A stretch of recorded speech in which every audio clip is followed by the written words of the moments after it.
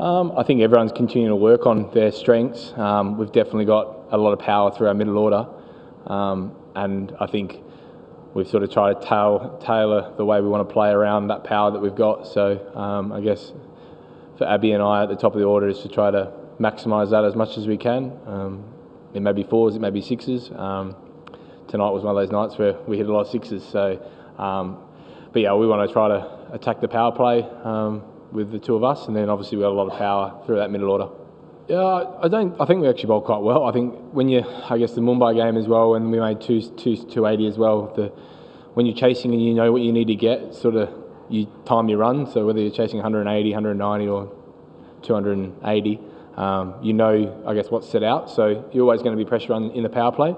I thought we drew it back really, really well to get them 5 for 125, I think, or 5 for 130. And DK played unbelievable innings, which then got it close again. So, but I think through that period, we bowled really, really well. We knew that we probably needed 3 or 4 really good overs in the game to make sure we won the game. So it's amazing to sit here and think that when we make 280. But I think when the game's set out for the second innings, you've just got to be prepared that most blokes are gonna. It's gonna be one of the nights for the bowlers that we just got to hold on. And I thought Pat bowled exceptionally well, and we were able to get wickets throughout the middle of the overs, which set the game up.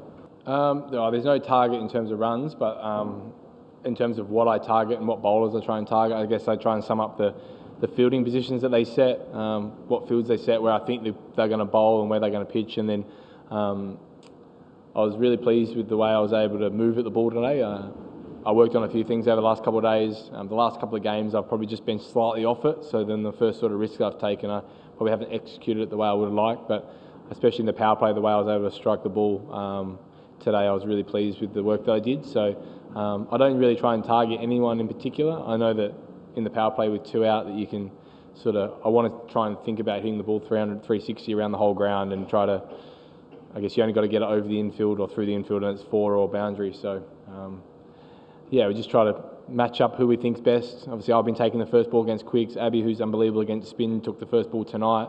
So where we have methods and ways around our partnership that we want to, I think we've both different strengths around what bowlers we want to attack, and then we try to maximise that as much as we can with who's facing the most amount of balls in the power play.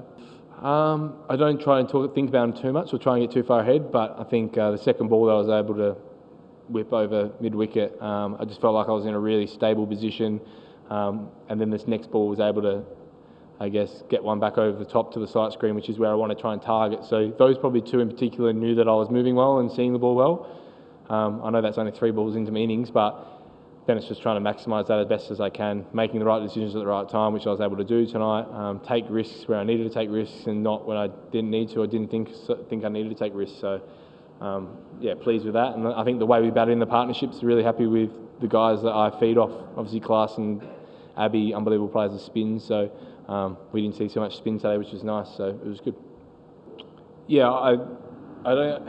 Happy accident. I think everyone is in good form, but I think you've seen the way the team's been selected. There's been a few changes since the first game to try to mirror up who's in the best form and who can maximise it for us. So we spoke about that in the team meeting today, leading into the ground, that each guy's had their moments throughout the tournament, whether it be Abby, whether it be Class, Nitish last game, myself today, and we're all complementing each other really, really well. And that impact player probably mirrors it as much as what international cricket is. The small time that I've been back in international T20 cricket, where for Australia you've got sort of Matt Wade at 7 and power hitters 7, 8.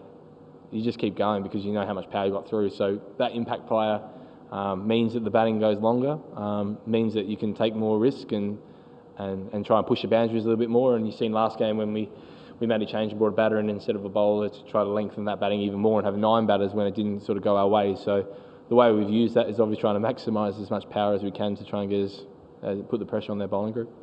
That was Dan Vittori a couple of days ago. We were sort of talking about celebrations and ones that he did, and we've got a little running gag off field in a different golf and different things with my cap. So that was one for Vittori. Little inside joke, that one. So yeah, I know he enjoyed it. Everyone else trying to work it out. So.